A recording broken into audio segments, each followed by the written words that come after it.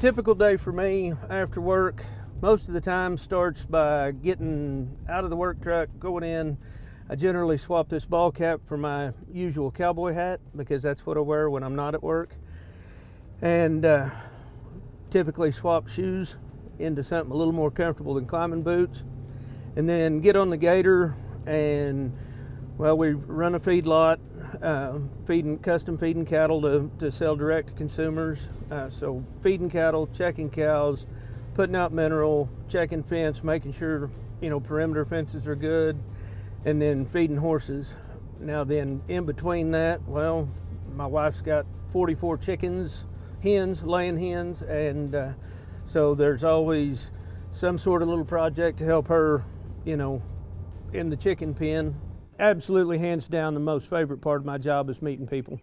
The standard issue line, because when somebody calls in, whether it's their yard lights out or they saw something sparking or they're whatever, our jobs come to us and they're prioritized. Obviously, outages come first, followed by blinking lights, flickering lights where there's a potential problem with the service, and then down to meter sets, and then lastly, it's fixing yard lights and that sort of thing.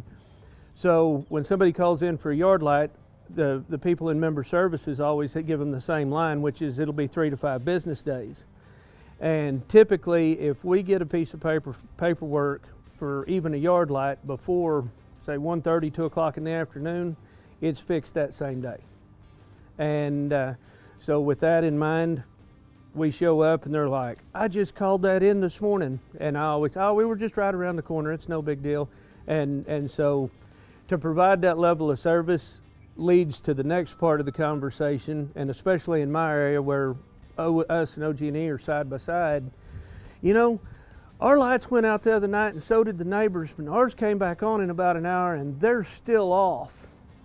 So those are very rewarding moments that people still appreciate that level of service.